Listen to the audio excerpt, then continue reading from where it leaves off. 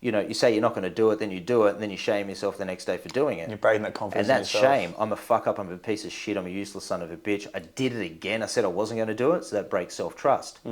So then you don't end up trusting yourself, So if you made the decision, no, I'm going to stay firm here and have integrity around it and not do it, the next day you wake up and you look back at your behaviour and the choice that you made and you're like, that's a victory. That adds slabs to self-worth, that rebuilds the foundation. And, we've all got this idea, want to build an empire in life, but at the end of the day, every one of us will reach a ceiling of success, whatever success means to us and what that looks like.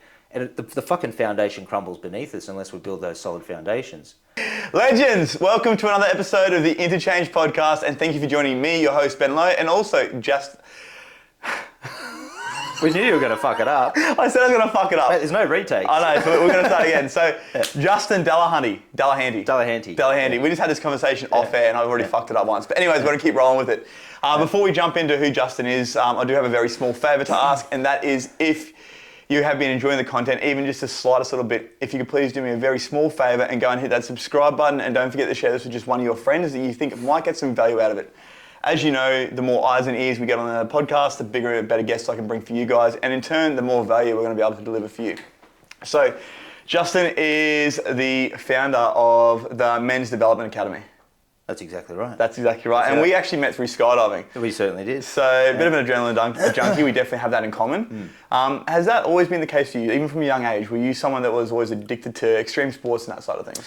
Not necessarily. I think from a young age I had a lot of stress. I was in my environmental conditions was quite stressful growing up. And, mate, it's been something that I've always wanted to avoid, really. High stress and high adrenaline. So it's actually interesting. At the start of the skydive journey, I thought, fuck, what's a number of things that I want to do before I die to have zero regret? And that was one of the things that came up. I had this gut-wrenching feeling because I was like, fuck, this is the last thing that I want to do. So I know that feeling all too well, bro. Anyway, maybe we can get into it, the whole backstory about how that all went down, but yeah, man, I actually quit the sport when I first started. Really? Yeah. We're definitely going to jump into that. What's that? Yeah, we're going to get into that one. Yeah, there's a big backstory about that one. Yeah, love to hear a lot it, of internal dialogue. Well, let's take it back to, I guess, childhood for you, because you said that was a very high stress sort of environment for you. Can you run us through what it was like growing up for you, brother? Mate, I was quite a destructive, highly disturbed young fella. At the age of 5, I was put in front of a behavioural psychologist and diagnosed with ADHD because I was just a wild little kid running around, little feral little unit. Yeah. And we couldn't work out what was going on. So anyway, I got put into gymnastics because I was pretty talented. There was a couple of things I was talented at. One was sport and the other one was art. So I kind of channeled my energy into those two arenas, but it was sport that really got my attention. So then I moved into gymnastics and quickly progressed into the elite program. So I was probably about 7 years old when I started training about 12 hours a week. That's a lot for a kid, man. It was, man, yeah. But then it progressed from there. So it was probably about 2 years later that I was recognised by some of the top coaches at the New South Wales Institute of Sport. Yeah, that's where you grew up in New South Wales? Yeah, that's right, New South Wales, yeah. And then I went into the elite program. So I was training 30 hours a week at that point and going to school at the same time, obviously. So I was 2 hours before school, 4 hours after school, and then we do another 4 hours on Saturday. So that's where it was around that time that I sort of experienced a lot of panic attacks and I couldn't really work out what was going on. My mum would drive me around because I'd throw up most days and we couldn't work out what was happening. So this was a daily occurrence for you? What's that? That was a daily, yeah. Yeah, wow. So we couldn't put our finger on it. I went on all these different nutrition plans. My mum would drive me around all these different medical professionals to try and work out what the fuck was going on. And I couldn't language what was actually happening. All I just could say that the physiological response was just sickness. I just felt like vomiting. Yeah. Right, yeah. But it wasn't until I I started investing in psychology myself, that we realised that they were panic attacks. I just couldn't put my finger on it. So I reckon I'd been wrestling with depression and anxiety probably since the age of about 7 or 8. Yeah. And so this is something that you lived with really throughout your young and also, I guess, pubescent sort of years? Yeah, I was suicidal at the age of 16, 17. Like I wrestled with the suicidal ideation, starting to think about, the prospects. Like the only relief that I actually got was the thought about wrapping things up. Didn't really come up with a plan in my mind about how I would actually go about fulfilling it, and having a successful attempt. But the thought was there. It was more of a fantasy of, this is the only thing that's going to take the pain away. So, and it was also then that I was in such debilitating pain, made another physical health ailment manifested itself. So the phantom illness, which was what I now know to be it's a surrogate response. So it's basically if we've got depression and anxiety, what I realised by working on my own stuff, but then also the guys that we work with as well, the mind creates so many. It's got a range of different things that it can attach to create an emotional response to take you away from the feelings and emotions that you don't want to feel. So like all anxiety conditions, like your general anxiety disorder, which is like low to moderate feelings of anxiety through the day, which is typically what I've lived with on and off intermittently throughout most of my life, probably up until 10 years ago, really. Yep. And so then I realized, like, what the fuck is this anxiety about? And I just never felt safe in the world. That's the way that I described it to my psychologist when I was 16, 17. And he did ask the question, that was my response. We couldn't really nail it down. He said, well, you got depression and anxiety.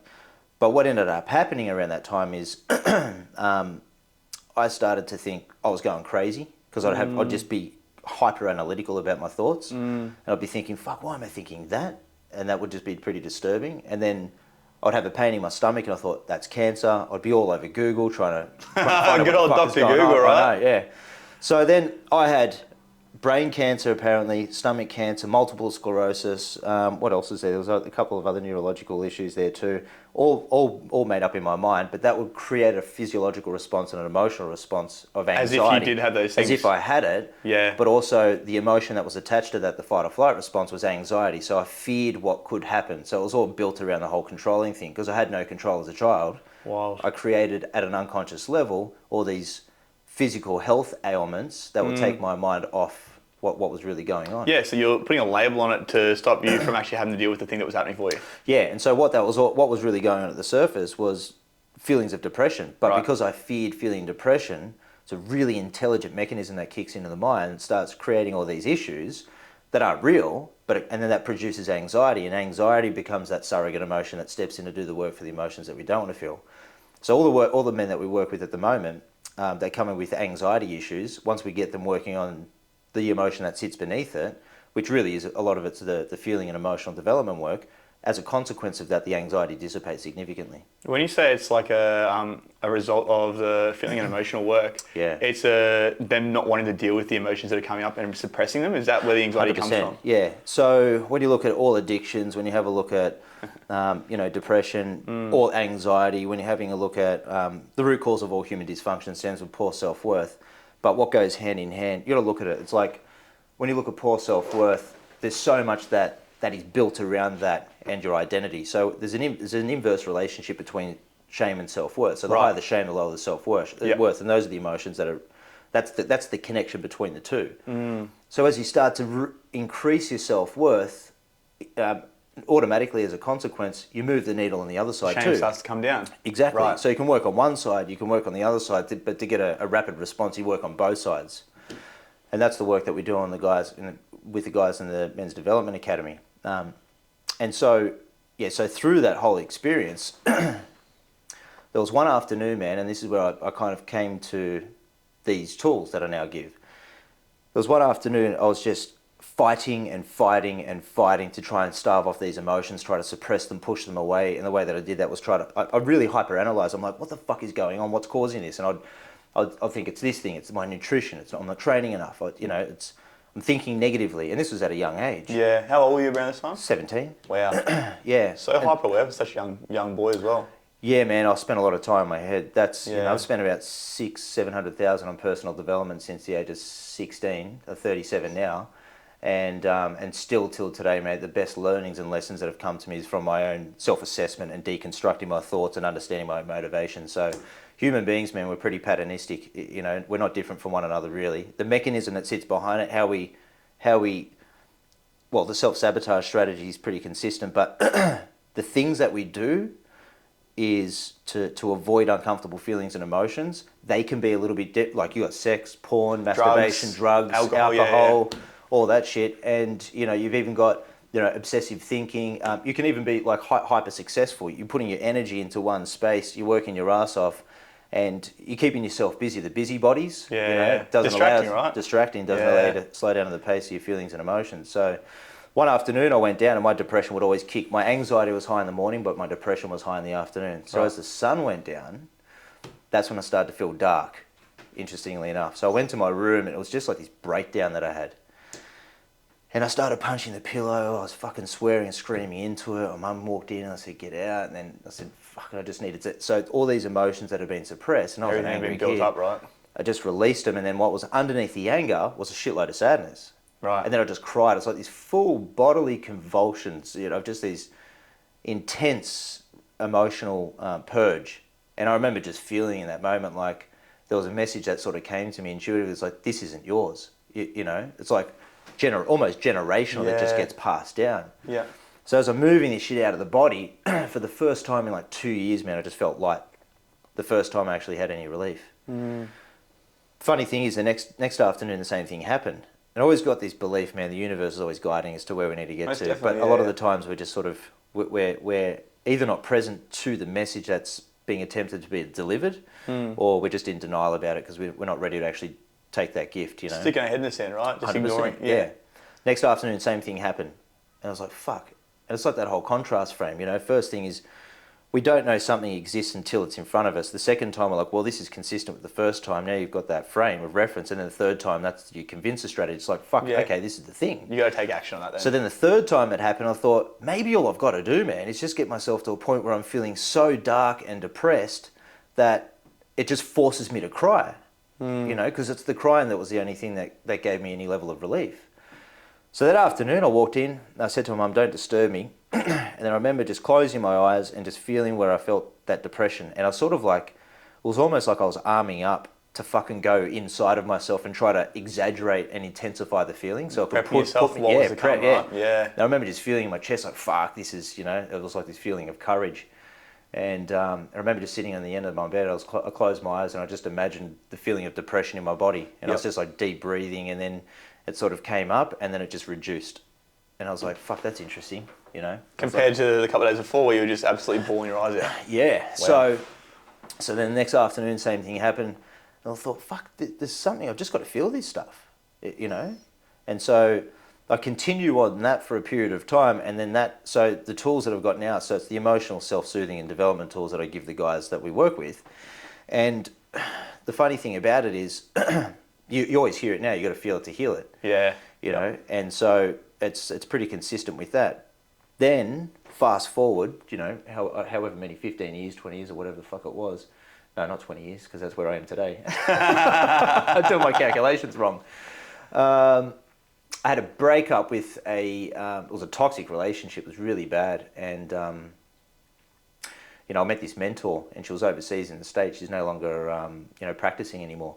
But she said, I'm going to give you these tools. And then she said, I'm going to give you these tools that I'm going to teach you that's going to help you soothe the emotions. And she said, it's going to reduce the intensity when you use these tools pretty quickly. And this is how to use it. And I'm like, you're fucking kidding me. I was doing this shit when I was 16, 17. And she's like, you've got to actually listen to your body. It's always going to give you the answer. So that was just confirmation of the things that I was already doing. Yep. And anxiety it just dissipated. All the hypochondria, panic attacks, all that sort of stuff. All the stuff that all the hypochondria, panic attacks, all the phantom illnesses, all the stuff that I created myself. I was like, that's a consequence of not wanting to feel, depression, inner emptiness, inner deadness, all the uncomfortable feelings and emotions. And the moment that I started to feel the emotions, it's kind of like where you don't want to go, you have to go. Right. And the deeper you go into it, the better the reward. Now, I see this as such a problem, especially for men, because as men, we struggle to be vulnerable. From a young age, we get told, don't do things that make you uncomfortable, and, big boys don't cry. Yeah. We have that vulnerability piece already instilled in us. Yeah. So do you think there's a massive connection between this and why so many men would struggle with things like you did with yourself? I think so, man. I think egos, I mean, it's built into the fucking fibres of our DNA. Yep.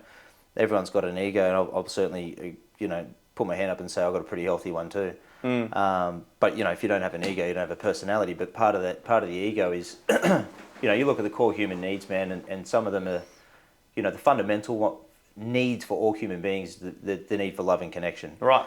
And also acceptance. Yep. So if we can't do that within ourselves, if we don't have genuine self-worth and we don't love and respect ourselves to that point, where we might care about what somebody thinks about us, but we're not running our life with the expectation to get acceptance and validation and approval from them, then we'll kind of construct this persona of, you know, who do I need to be accepted by you and to be viewed in a certain way. So then that becomes the projection. Yeah. Yep, so, and that's where, again, we'll talk a bit about self-worth and how that impacts every aspect of our life. But it's definitely, I see it as something that, you know, big boys don't cry, you know, stiffen your upper lip.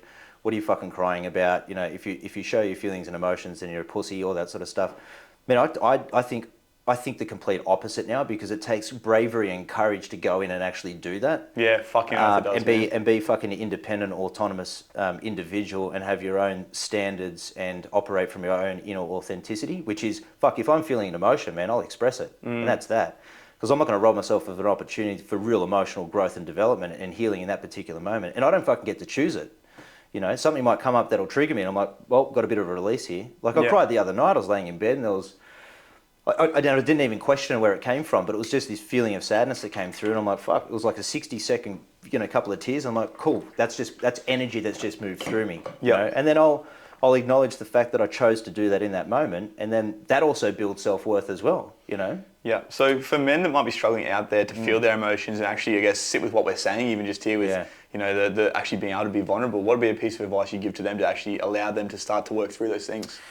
I think first of all, it's self-acceptance, taking yourself off the fucking hook. You know, there are societal expectations that need to change. Suppression of emotions only leads to physical health ailments. It also affects our ability to connect in relationships.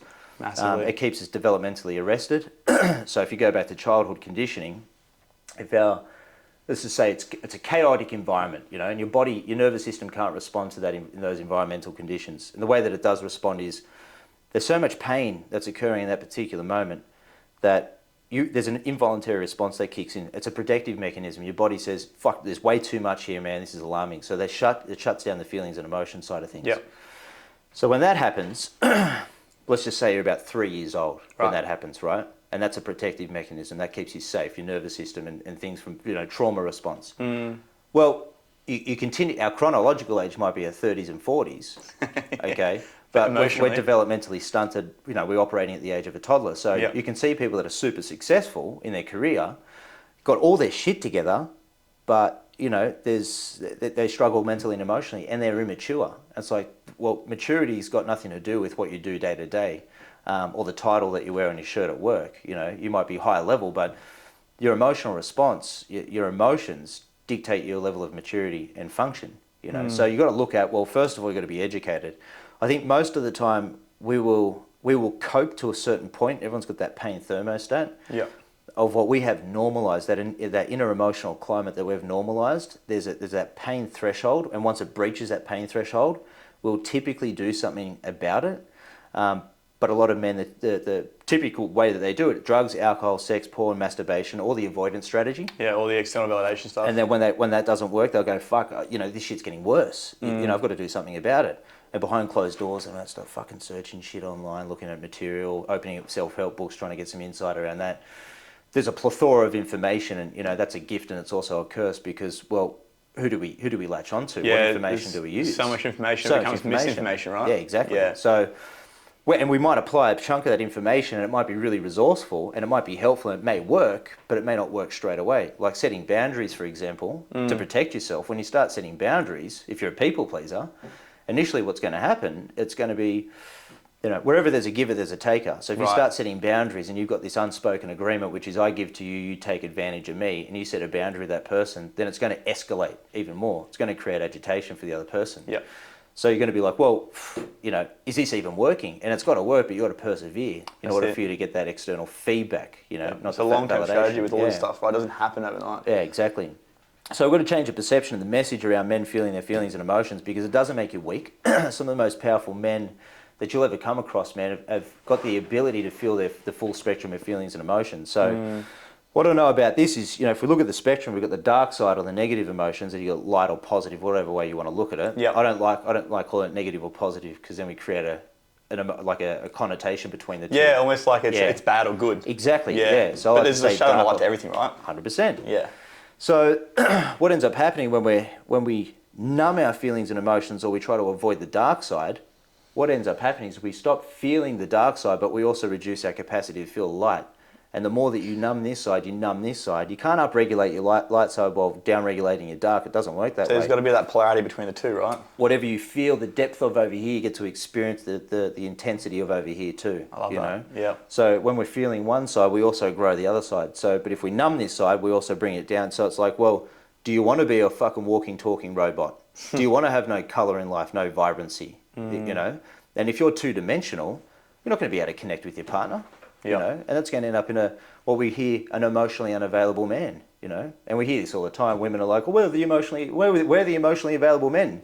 It's like, they're waiting for you, but you've got to be emotionally available yourself. You've got to do that work for yourself to 100%. Get you there, right? Yeah, exactly. It's funny actually. I do this exercise, you've probably heard of it, the perfect partner exercise. I do it with a lot of my clients, right? And it's like, who's your perfect partner? How does she walk? How does she talk? What does she look like? All her values, morals. Yeah. Other piece of paper, it's like, cool, well, where are you right now? You know, the good, the bad, the ugly. Yep. Look at the comparison between the two. I like that. It identifies the work that you need to do on yourself. Yes. Yeah. Right? Yeah. And this is the thing, like, how can you expect to have a guy that's, you know, or a girl that's, you know, doing all these things for herself, looking after herself, if you're out there snorting bags every weekend? Yeah. Do you know what I mean? Yeah. It's just, you got to take a step back and have a look at where you're at. Because people can only meet you where you're at, right? Yeah, I like that. So you're putting it down on the paper, you're describing who that is, and then you're looking at that same template and saying, all right, what do I got to catch up? Yeah, what do I have to do to catch up to that person? Yeah, I like it. I want to go into the self-worth piece, because you said there's a direct relationship between self-worth and shame, and I've not heard that before, and I probably have heard it, but not said like that. Yeah. So how do those two correlate to each other? And obviously, like you said, it's very direct. Yes. When one is higher, the other one will be lower. Totally. So how would we start to then bring that into balance and then in turn actually raise the self-worth? Because as you've already said, a lot of the issues most of the issues that people have in their life comes back to a lack of self-worth because they're not doing the things they need to do for themselves because they don't value themselves enough. That's right. Right? Yeah. So going back to that, shame is an emotion, but it's also attached to a belief system as well. Okay. So you look at, some people have a difficult time differentiating between shame and guilt because they're kind of like very closely, they're interconnected, you know, it's usually wherever there's shame, there's usually some sort of guilt as well. Yeah. So in translation, if I could put it this way, guilt would be behavioral based, like I fucked up, versus shame is I am a fuck up.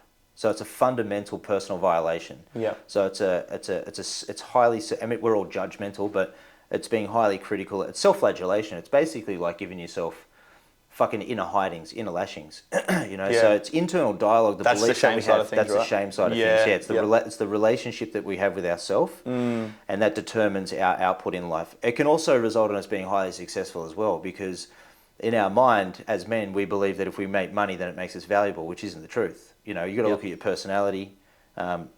personality features, your qualities, your traits, your characteristics. You got to look at, are you a provider? I mean, you know, at the end of the day, we're gonna have a whole conversation about what makes a man valuable, but it doesn't matter on the outside if he is valuable. Like, I've mentored fucking multi-millionaires that own private jets and shit in California, that own law firms, and mate, they've got every single thing, you know, and women around them and everything, and all the guys are like, fuck mate, you've got it made, but he's depressed and anxious and he feels like a piece of shit. Right? Yeah, and he gets tossed around the planet just like a little boy by women, you know. So shame can help us in that regard, because we can say, fuck, it can drive us, it can be an away from pain motivation. So we've got two different motivational orientations. You got away from pain, which is basically, I need pain as a motivation to push me away from it. So then that triggers the behavior. And then you've got towards pleasure, which is... two-piece. Yeah, exactly. And then it's like, well, I want more pleasure. But it just so happens that I'd say, you know, and don't quote me on this, but I'd say a good 80% of the population would be away from pain motivated for sure. Yeah. With that being said, that's actually something that I've struggled to, I guess, find clarity around myself is, whenever things are painful, I can work towards fucking getting out of pain. Yeah, me too. But then it gets mediocre. And it's like, okay, cool. How would you give people advice around trying to work towards pleasure instead? Yeah.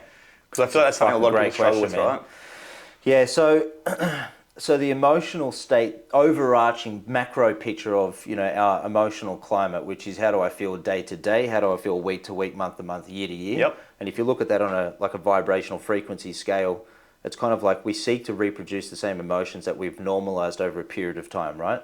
So if there's a high level of intensity of up, down, up, down, up, down, up, down, then you're going to see that reflected in the behavior. So they'll chase the highs to avoid the lows. Yeah. And any time that I've got someone that comes in and says, oh, I'm addicted to drugs or whatever, first of all, they're in a dissociated state. It's very difficult to get them well when they've got an addiction because the substance is so much more powerful. You mean when they're still in active addiction? Yes, because the substance is so much more powerful than my ability or anybody else's ability to control their behavior because it's a necessity. It becomes a physiological and psychological necessity. Yeah. So big picture, and I'll circle back around, but when you've looked at someone who's maintained strife and struggle throughout their entire life, that's normal for them. They know how to operate in that arena. They know how to survive, but they don't know how to thrive. So you take someone out of that emotional certainty and they start to self-improve, and this is one of the things that I think we're exceptional at in the MDA with what we do, because I understand it inside out, is that there needs to be a high level of accountability. So when someone starts to get out of the hole, they get to this certain point where they're no longer in pain and they don't know what to do with it. Yeah. It's uncomfortable for you. It's actually a condition called happiness anxiety. And then it goes back to self-sabotage, So then they go back to self-sabotage so they can sit back in that same environment. It's like the 4 to 6 week period when you start going to the gym and start losing weight, right? That, yeah. Exactly that, yeah. Yeah, man. So it's that, but then we look at, we hear this change can happen in an instant, which is true because it's based on a decision. Done, I'm making the change, right? But simple but not easy. Transformation is the maintenance of the decision that you made over a period of time. And so what I know about transformation by working with fucking hundreds of guys in my own experience, there's this constant ongoing progress, step back. And as you continue to do that and maintain it over a period of time, that's what's called transformation. So you're changing from one identity or one operating standard to another one, and you have to work your fucking ass off through commitment of daily diligent practice and work in order to get to that point. So my motivation is still away from pain. I'm not towards pleasure. Pleasure doesn't drive me, man, but away from pain does. But it's not debilitating pain, like suicidal pain. It's now, fuck man, I'm getting a little bit, I've got a bit of discomfort about this. Let's get moving. So as you normalize the lighter side, the pain becomes less. Yeah, so like where you started out, obviously, you might stand up, you fall back down, you stand up, fall back down, but you never end up back at square one. No, it's just that continued progress. There's no way. I haven't felt the depth of that pain that I've felt when I was younger. Since then, that would be way too. I wouldn't tolerate it. I wouldn't put myself in a situation where that would occur. Yeah. Which is a good thing because I know how fucking dark things can get, and I know that I can handle that. And that's for the listeners or viewers or whatever. Like just fucking, it's worth acknowledging. If you're in a shit place, it's only going to get as bad as that. It can only go up from there. So. Very simply put, you look at the things that the be do have model. You look at who are you, what are you doing, and that's the identity. Who do I perceive myself to be?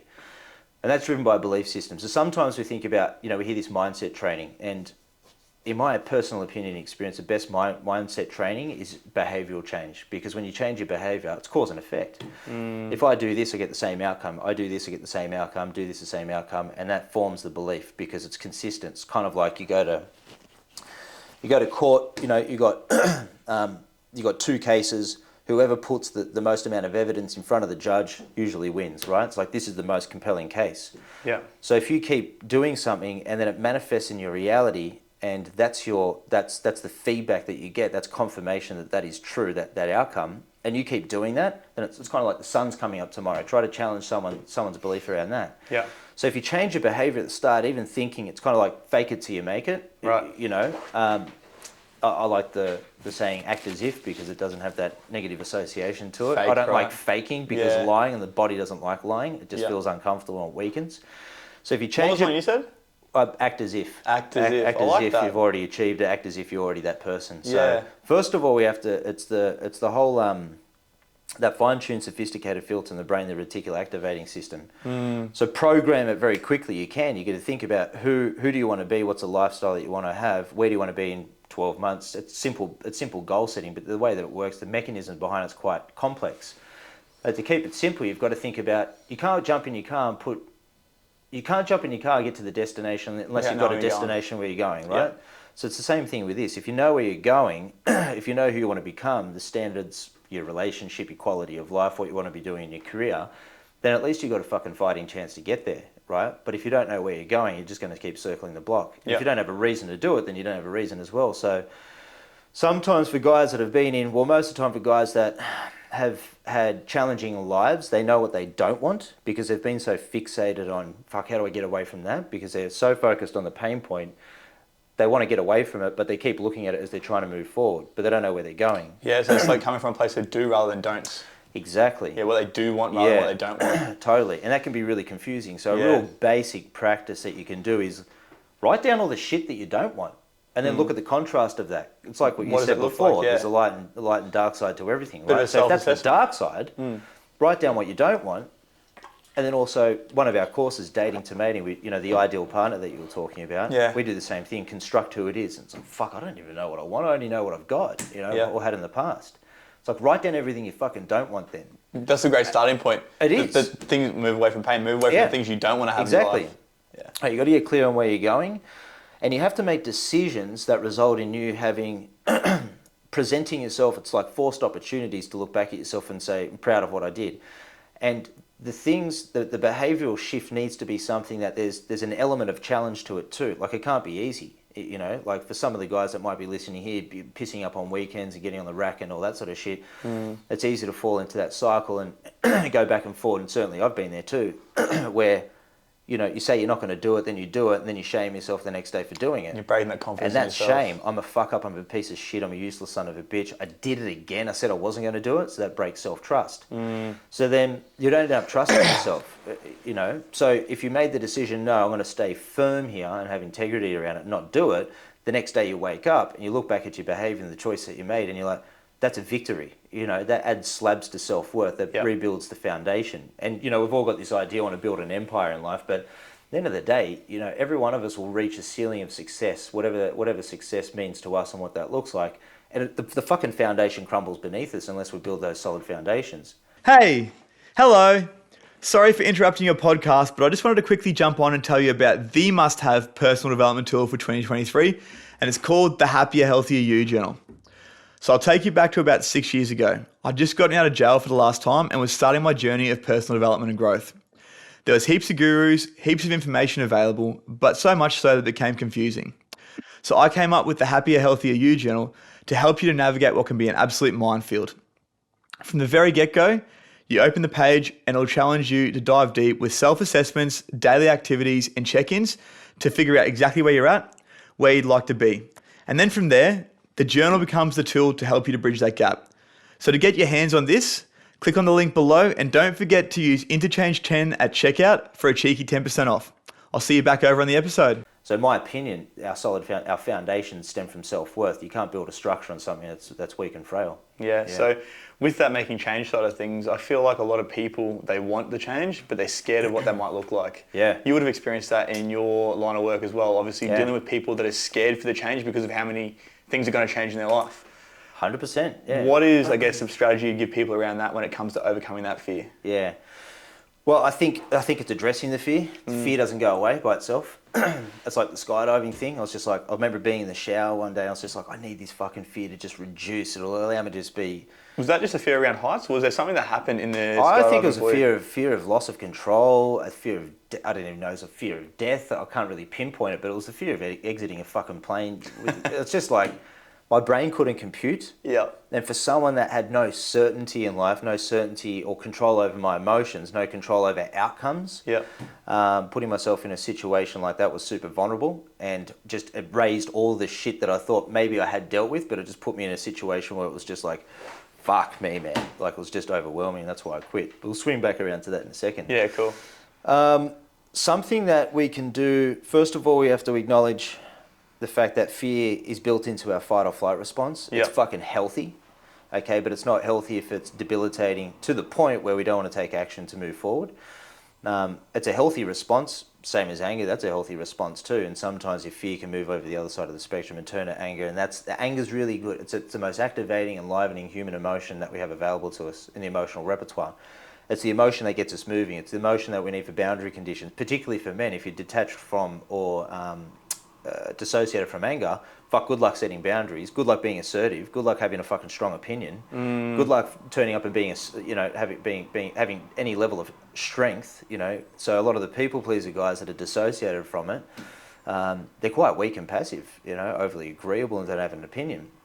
So with the challenging of that, first of all, it's the fear of the unknown, you know, and no one knows what it's going to look like until we know what it looks like. So it's just one step at a day, man, and it'll be specific to someone's situation, so I could add some context to it. But making changes like leaving a toxic relationship, the fear of being alone. It's like, well, if that's your fear of being alone, then be alone. You know, learn to thrive alone, because that's the ultimate freedom. You know, I've had fears of being alone before. I think we all have that to a certain degree, right? Like you said, one of our basic human needs is connection. Yeah, love totally. and connection. We need to have that. It's ingrained into us. Yeah. One of the greatest fears that we deal with is the fear of being alone, because the relationship dynamic that's created through, you know, the dysfunctional relationship is codependency, which is, it's kind of like the inability to separate ourselves from the other person. So two become one, and the identity is fused, you know. So when we separate ourselves from someone else, we don't know who we are. We don't know, you know, it's just like, who am I when I'm not in this relationship? It's like my identity is attached to that. Who am I if I don't have this job? My identity is attached to that. So we need a diverse range of different, when we hear people talk about parts of ourselves, we're hearing different identities that brought together, it creates integrity. Integrity is strength. Yeah. You know, so you've got to look at all that stuff. There's a bit of interplay with that. But it's very simple. People won't like the answer because a lot of this shit isn't sexy. You know, it's just, it is what it is. So fear, the only way for it to reduce is to actually lean in and find out what's on the other side of it. Have faith. Well, exactly. Take the leap of faith at least, you know, and go back to when I was 16 or 17, my greatest fear was depression. So the fear went when I felt the depression. When you leaned into the depression. Exactly, yeah. And it's just the same thing here. Yeah. Like, you know, when I start skydiving, it's like over a year and a half ago, 340 jumps later, nearly 350 jumps later, I mean, there's no fear whatsoever going out the door. Not even going out. Fell asleep in the plane the other day. It's easy to do when you're going up and down and up and down. Yeah. The adrenaline spikes. Oh, no, it's just like, it's done. It's like going up and grabbing a coffee up the road, you know, it's simple. So the way the fear doesn't go unless you turn around and face it. Yeah. And then, so you really actually want the fear, because the fear is the thing that when you turn around and face it, that presents another opportunity to look back at yourself with a bit of pride, and that stacks another brick on self-worth. Yeah. So what we want to do is not go out there with a fine-tooth comb and, you know, a microscope and just having a look at, you know, what challenge can I take on next? It's like, set your focus on where you want to go, and believe you me, life will present the challenges that you need, man. Right? There's no two ways about it. Otherwise, we would have achieved everything that we wanted to, you know? Yeah. Well, this is why there's so many people that are, you know, sitting there on their fucking hands doing nothing with their life because they're scared of what might come up, or they've lent in and then got scared and run away. Yeah. When the other thing too is, man, you also got to consider the fact that we're going to die one day, you know? And I think if we take that deathbed moment and look at, now's my chance, now's my opportunity, now I can give this thing a red hot crack, and do it relentlessly. Look back at your deathbed thinking, if I didn't take that chance now, I lived every single day the way that I've lived the last 10 years of my life.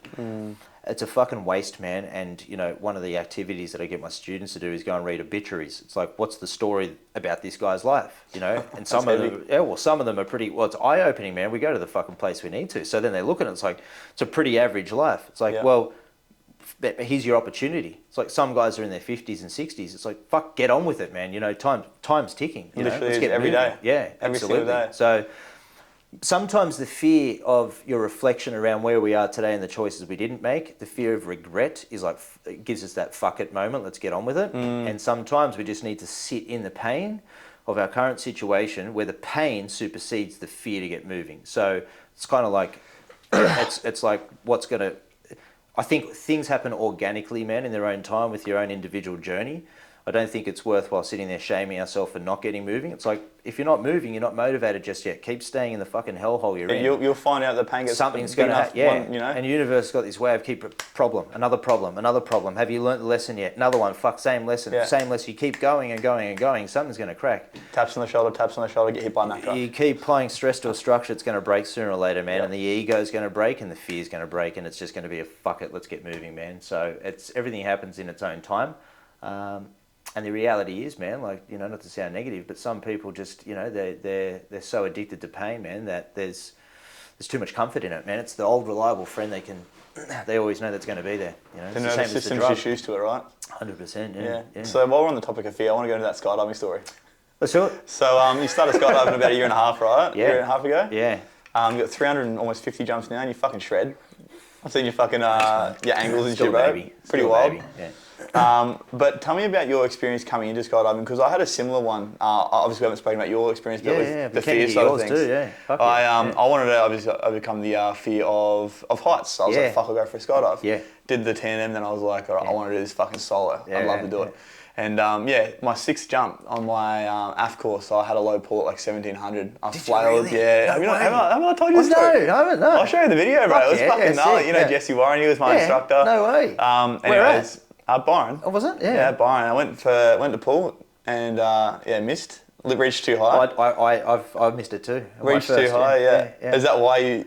No, that added to it. Yeah, cool. Yeah. Anyways, went to reach. Couldn't find it. Yeah. Went, oh fuck. Started swimming in the air. Nice. Went to find it again. Ended up, you're watching the video, I'm upside down, my hands and my feet towards the fucking sky, falling towards the earth. Mate. And at this point in time, I was literally just like, fuck, this is it. Like, I'm like, okay, the AAD is going to go off. And I thought it goes off at $2,000. It's like that's what I was going to ask. Was it? Yeah, it's like $750, right? It goes off. Did it fire? Nah, no fire. So I felt about $2,000 and I was like, I was sort of giving up at this point. I literally gave up. No way. And I'm like, the AAD is going to go off. It didn't go off. And I'm like, I'm going to die here. If I don't, my son, he saved my life. I was like, if I don't reach for this thing and find it real fucking quick. Yeah. Didn't even think about the emergency on the fucking front of me. Yeah. Just because of the stress. But you're freaking out. Yeah. I'm like, if I don't find this hacky, I'm not going to see my son again. I found it, I pulled, I opened, I landed on the drop zone, and fucking Jesse had to land off in the Blues Fest fucking landing zone. Because he chased you? Yeah. No way. Yeah. Holy shit, that's wild, it was fucking wild, bro. That's nuts. So, it took me a little while to get back into it. There was a few weeks there where I was like, maybe I'm not meant to be a skydiver. Then I was like, at the end of the day, it come down to not the equipment, not the plane, not the instructor, just me. Yeah. It was just me having to overcome that, right? Some good lessons in that, huh? Huge, bro. Like I learned a lot. Changed my life. Yeah. Changed my life. It's insane, man. Tell me about yours now. I want to hear about this. Yeah, so at the end of, when was it, 2021? It must have been 2021. I hadn't gone through a goal setting process for a long time, so I thought, I'm going to spend some time. It was one Friday afternoon, and in terms of like models of excellence, looking at leaders and things, qualities that men that I aspire to become, I found a difficult time with that. I had a difficult time sort of identifying who I want to become models of excellence. So I thought, fuck, it's about time that I put this, do some goal setting and sit down and work, because I just moved up to the Gold Coast and I was, starting fresh with everything too. So I looked at all the important areas of my life and I thought, fuck, I'm going to do a life plan here. I'm going to set it to the rest of my days, basically, up until the age of 100. So I did finance, the typical things, business, personal development was in there. How would I want to challenge myself? Friendships, community, relationships, fucking health, spiritual, mental, emotional health, all those things. So I was kind of set goals on all of those, and it took me eight hours, by the time I was finished. And so at the start of the whole process, the way that I started this, what do I need to do, experience, and who do I need to become in order to die with no regret? So that was the framework that I used, because I thought if I get to my deathbed and I look at the chances I didn't take and the life that I didn't live, that I actually got to a position where my final breath I've got regret, like that's a wasted life. So I thought, nice. if I can present an opportunity to myself now to get moving and achieve all these things and experience it, then at least I can go out going, fuck, that was worthwhile, So I did that, took about 8 hours. I was fatigued as hell afterwards. One of the things that I put down there, it was one night, man, it was a couple of years beforehand, my brother, I forgot his birthday. And it's just around Christmas time. It's on the 21st, and I was down in Sydney for Christmas. And Mum said, "You did remember your brother's birthday?" I'm like, "Fuck, I didn't." And I felt so guilty. And I thought, I'm going to do something for us that'll allow us to bond, So I booked Sky, and I was pissed at the time, And I just thought, "Fuck it," I was a bit of courage, liquid courage. So anyway, I booked it. And I said, "Man, I forgot the your birthday, man. I feel terrible about it. But this, this will be fucking great for our, to bond and connect." Yeah. And he goes, "Yeah, sick." And he kept saying, "When are we doing it? When are we doing it? When are we doing it?" And I booked it at Byron Bay, and I kept putting it off when I was sober. And I kept putting it off and making excuses. I'm like, "Fuck, I can't do this shit, man." And that was for the tandem jump. So then I was really honest with myself when I went through that process, the life plan. Anyway, skydiving was in there, and I didn't put a real timeline on it, but I thought, I'm going to do this. And I thought, fuck it, I'm just going to learn to do it solo. And I'd never jumped before this. Walked away, came back, and then I looked at the whole process and I thought, fuck, it only got to 15 years. It just didn't go any further than that because I just ran out of time. Even though, so long. That's a lot, bro. Like massive, being able to forecast for the next 15 years. It was intense, man. People really struggle to see past the next 3. I know, yeah. And That's huge. And it was fuck, man, there's a bit in it. So, and I looked back at it and I thought, mate, I'm actually inspired by my future self. And this is a fucking great activity for guys to do. So, part of the Men's Development Academy, we've got different courses for different development pathways. So the process that I took myself through, I was like, mate, I'm just going to call this Inspired by Me and sell it to the guys. And fuck, man, we had 27 blokes on it. It's a 12-month mentorship, and mate, a significant amount of them achieved like a lot, man, in that 12 months. So we didn't do a 12-month, like a life plan. We did the 12-month plan for them. So it's chunk size. So anyway, the time had come. I called Dan and I said, mate, I want to do the course. And he's like, cool. He put the deposit down. I said, fuck it, I'll just pay for the whole thing. And that's at the time when it was flooded down there. So all these little tests started presenting themselves straight away. And it was like opportunities for me to pull out. And I was like, nah, it's a little test. I'm going to commit. And I was just nervous, super nervous the whole time. And the date would get close. And like, nah, man, we're still flooded. Look, I'm going to give you a refund. And then I thought, I'm going to head up to Toogoolawah. So I went up there, ended up spending, it was like 4 or 6 hours in the classroom environment the first day where they're talking about parachute malfunction. Oh, bro, a full day on Mel's. Yeah. Just insane. I remember watching that and just being like, what the fuck am I doing? Can anything fucking go right here? Or, I was just like, this is wild. So my resting heart rate usually sits at around 68 to 74.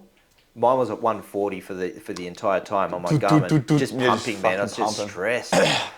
And they're like, cool, go and have a little break, and then we're going to throw you guys out of a plane. Now, I'd never had an experience. They don't do any tunnel time at tunnel time, no. They put you on the dollies and that's it. That's all. So anyway, I'm gearing up and I'm thinking, fuck. And at this point, I'm thinking, I want to opt out, man. Like, this is like, fuck, this is too much. And I'm seeing these, just the guys out there getting ready, jumping, landing, and I'm like, fucking hell. And everyone just sort of pumped up. So anyway, we get in the plane, and after this point, man, I can only remember a couple of bits because I just blanked out. Yeah, wow. And I remember just going up, and then for the first time, the door opens, you hear the literally like everybody gets sucked out. sound, and they're cold, like it was just cold, you know. And then I remember this weird, like, sort of distinct smell up there too. And I remember seeing the first ones go out the door and hear that sound, and you're like, what the fuck? So I'm strapped to this guy called Adrian, who's like a wild canopy pilot out there. And anyway, and we're getting closer towards the door, and I'm just like, mate, this can't be fucking real. You know, this is bullshit. What am I doing at this point in time? Yeah. And then we've gone out, and then I remember just the whole, it was just so intense that I kind of just froze, went into that freeze response. And I never go into freeze response. It's usually fight most of the time, or, sometimes flight, depending on the situation. But I just froze in this point, Anyway, the canopy opens and you got to do your checks. And he's like, do your checks. And he kept tapping me. And I'm like, I couldn't talk. And he goes, do your checks. And I'm like, fuck. And I go, fuck. The thing that I remember saying was, let me put myself back together. What the fuck was that? So anyway, I did them, and I'm fumbling around, and my mouth was dry, and I was just like, what the hell was that? And I remember just getting to the ground thinking, people want to do this shit? And I was like, man, there's no way in the world I want to do this stuff. So all the limiting beliefs came anyway. So we went and did our debrief, and he's sitting there, and then I'm like, I'm out, man. Yeah. All the stories came up. I've spent most of my life in fight or flight, trying to get out of these, intense states. Why would I deliberately put myself in this situation every single weekend? You've got to remain current, so you've got to do it every week. And I didn't really know anybody out there. I was like, the community's fucking weird out here. Like, what? I'm going to hang out with these guys. And I didn't really ever give myself an opportunity to really meet anyone. It's the best community in the fucking world. Literally, it's like a second family, bro. But seriously, man, I'll go down to the drop zone just to say g'day to everyone. Man. I love everyone down there. Yeah. And so all these stories came up, and then so I booked the entire week out. The week before, I've told all of my students, this is what I'm doing, I'm facing my fears, and I'm going to commit to jumping out of a plane by myself. So I've put it on the line for a social accountability, right? And integrity is super important. So I've quit the next day, but I haven't quit. I've said to them, I've got to run, I made a bullshit story up, I've got to run back for work. And I've got like... You got the week off at this point? I've got a week off, but I've told the manifest, look, I've got to rush off. I can't commit to doing the entire course. I've got to run back to work. So I've lied to them. I'm lying to myself. Wow. And my whole body just started to feel like this, bracing, like, man, you're full of shit. You're out of integrity. Yeah. So I had this internal dialogue, and then my mum's called me, and she's like, how'd you go? And I'm like, yeah, I told her the story. My girlfriend at the time told her. Then I've heard some disappointment in her voice too. And then I told a couple of mates, and they're like, yeah, no, all good. And I'm like, I actually want to be fucking held accountable here, And no one was holding me accountable. And then my mum's like, at least you had to go. And I'm like, I didn't want an attendance model. And that just felt like shit. And then as I was driving, I had the realization of feeling regret. And the whole process around this was, I want to die with no regrets. I was like, I've got to do it. But all these things came up. I'm like, I'm out of integrity. What do I go tell my students now? I've got to quit and shut down the business. And I was fucking fair dinkum. I was thinking about shutting it down. And this all happened within about 30 minutes, just compressed, like, overdrive. Yeah. And I was like, what would I teach? How would I talk to myself if I was one of my students? I was like, man, your confidence comes from competence. So I was like, what do I need to do to be competent? It's like, what's one thing that I can do? So I drove straight home. And as I'm driving home, I was trying to call iFly at Brisbane, and the reception wasn't good. So I kept trying. Finally got them on. I was like, do you have any slots this afternoon? So I went in there and put $400 down for a 20-minute session. Went back to Toogoolawah, and everything fell apart, man. Dropped my outie, didn't remember my radio, didn't brief me properly, rushed through the whole process, and yeah, look, obviously don't want to rubbish them, but man, the truth is the truth, man. If we're being authentic and honest about it, like they didn't get it right. But I was just in my mind, I'm like, mate, is this how unregulated this sport is? Surely not. Like I don't know what the fuck we're doing. It's all right. You've got a reserve. Huh? It's all right. You've got a reserve. I know, right? 2 parachutes. Yeah. Anyway, I won't get into that. It'll take us 40 minutes to give you the detail on how every single thing fucked up. And I had to just keep challenging nuts to test. Universe, curveball. And at the end, man, they just, they forgot my radio. I was standing at the plane, and they're like, nah, you can't jump. You need the radio. So anyway, I've gone back and then, and I've cancelled there. And then I've gone, and Dan's called me because we're back up, and I went down there. And then it was every jump, man. Like I would just, I wouldn't sleep for a couple of nights before. That same anxiety and fear of panic sort of turned up again. So all the shit that I addressed when I was a child still came to me, and I'm like, it's just putting myself in the most intense situation that I've been in. So one of the things for me, what I took away from that, lots that actually took away from that was, I was driving one day and had this realization: we all get put in situations that we have to get ourselves out of. Like you get made redundant. It's like you've got no choice. You've got to go and make money. So you have to go and get a job. It's a challenging situation, or you go through a breakup. It's like, yeah.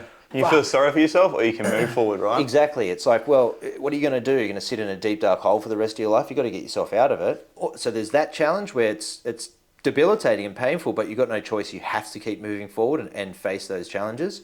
Or you've got this where you don't have to do it. But so driving there's like every part of your body's resisting what you're doing, but you're consciously choosing to face that challenge. And then that's the shit that I think builds more self-belief and self-worth and self-respect. As opposed to that. That's good, but you didn't choose it. This one's even like, it's like when you put chose yourself that. In those situations. Exactly, and you persevere to move forward. It's like, fuck, now I can accomplish a hell of a lot. So when we circle back around and tie it into guys facing their fears, there's a real clear line between the two. It's like, give yourself, those fears are opportunities for growth. Those fears are opportunity to build self-worth and self-belief, Yeah, I couldn't agree more, man. Like, at the end of the day, we always get presented with these situations, and it's up to us. We run. Yeah. We run toward. Yeah. Run away, run towards. Yeah, absolutely. So tell me a bit more about the Men's Development Academy. What sort of sparked, I guess, the desire to want to use your, obviously, stories and everything that you've originally told yourself and now overcome to help other men? Man, I worked in the fitness industry for 13 years. I started off as a personal trainer and progressed into a management role, I think, within the first 2.5 years. And I was way outside of my league, man. I was managing ex-personal training managers that were, double my age and, quadruple my experience. Would have been lots of stories come up for you then. All that, man. Yeah. And I remember running my first, and, one of the greatest fears was public speaking. And I had to run group meetings with all my trainers, and I was just like, kept stumbling over my words. And it was the same sort of thing, like just kept putting myself out there and persevering. And it was just this natural desire for mentoring, and I think that's built into, the whole fixer rescuer personality type that was developed during early years of development as a child, and that had been a pattern through my life. And so when you look at personal trainers, when you look at doctors, nurses, psychologists, psychiatrists, counsellors, anyone that's sort of in that helping industry, it's pretty consistent that they have this helper, fixer, rescuer personality. So there's this natural gravitation towards situations and people that need fixing. And that's a big projection of whatever we're trying to fix in someone else is a good little task that we can do. That's the thing that desperately needs to be repaired in ourselves. So if we're in a relationship trying to fix a part of our partner, it's like that's the thing that needs to be addressed within us. It's a reflection of you. Definitely. That's the relationships are great for that. Totally. So through that process, I always had a natural fascination about, psychology, and human behavior, because I just went so deep into my own stuff. I was like, fuck, it's like this puzzle and system that this code that I needed to crack to get well. And so when I started working with clients, I was working on their body composition, trying to change their physical appearance. But then I was like, I want to know why. Like, good, you want to lose your X amount of weight. What's the why behind that? What's driving your behavior? And I just got really good at asking questions to get to the point that would create this emotional response, and I'd use that emotion to drive their behavior. So I'd find out what their motivation was. And it's like, well, what drives human behavior? It's emotion, It's either that orientation towards pleasure away from pain, It's pretty basic. And some women, I just, there were these weird patterns that turned up. There was a number of them that I worked with would lose body fat, and then they'd just pile it back on. Lose body fat, they'd start to look good, pile it back on. I was like, what the fuck's going on here? So I started to dig a little bit deeper, and then what I realised is that they'd had been sexually abused when they were younger.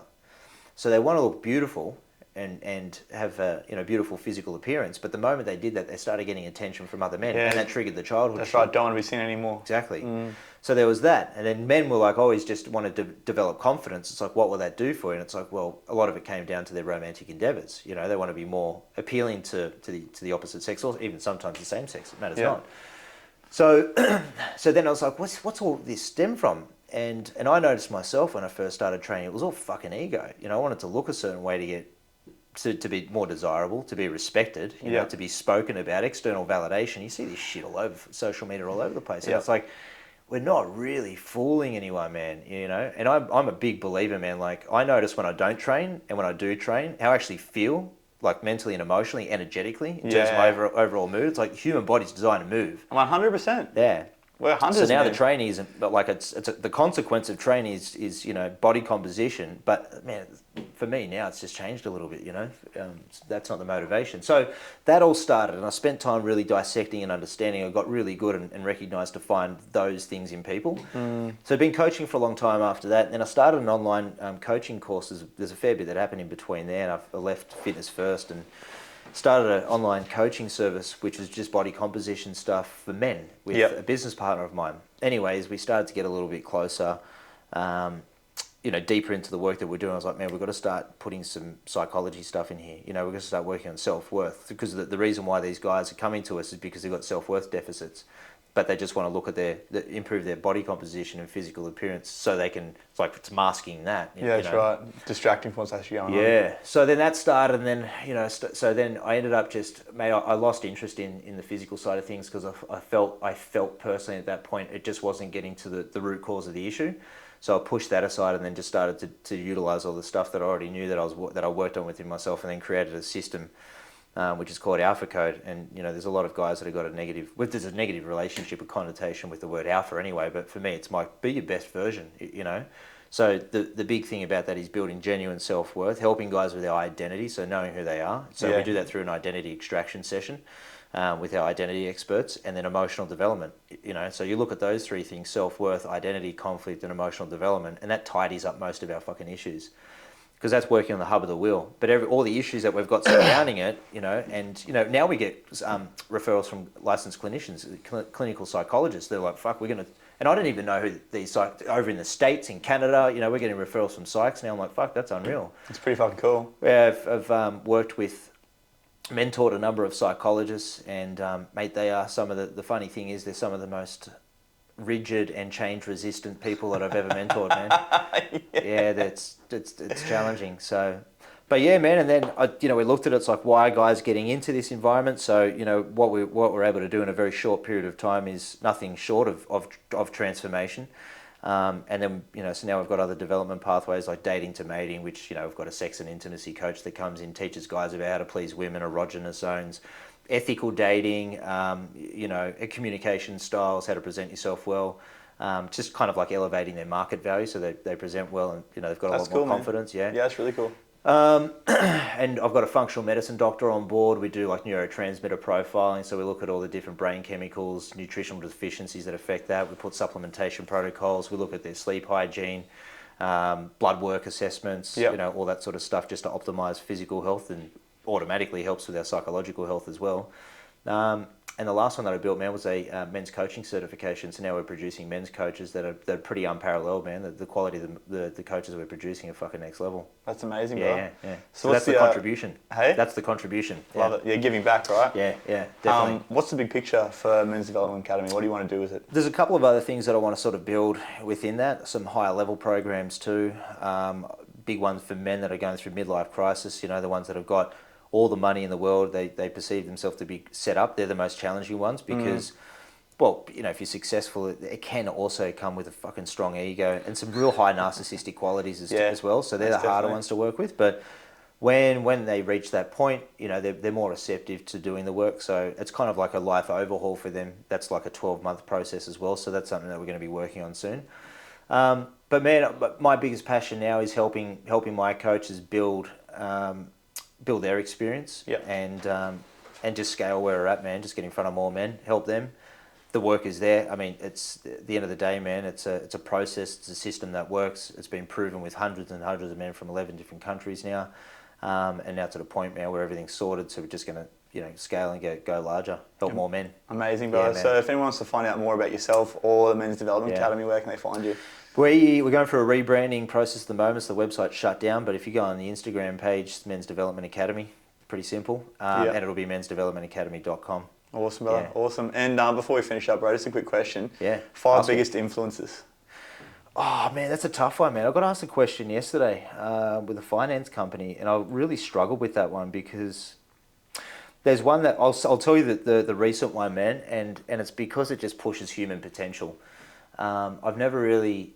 I don't follow people on social media. When I did, I had this, like, I got a little bit distracted when I first started doing this. I'm like, fuck, what are other people doing? And it took me off course. But almost comparing yourself. Nims that did that documentary 14 Peaks. Yeah, amazing. They're very inspirational, man, and grounded and just quite playful, man. Just a good soul, and the shit that he's done, man. His contribution's unreal. Yeah. But just his mindset, man. His outlook on life. It's he's a fucking go-getter, man. And I think that's if we all men take some pieces out of him, then mate, it's it'll be a good contribution to themselves. Awesome, bro. Well, maybe on the back end of that, then what about some books that you could recommend for men out there that might be struggling with the self-worth side of things? Again, man, I don't read. Really? Yeah, people don't like. What the fuck? Yeah. Yeah, right. Yeah, I know. It's I've got ADHD too, man. So like, my attention span is quite short. So if I need to read something, I'll go and research that particular thing. I'll delve right into it, and then I'll learn about it inside out.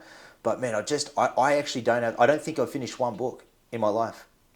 It blows me away. I'm sure. Yeah. That's amazing though. I haven't finished one, mate.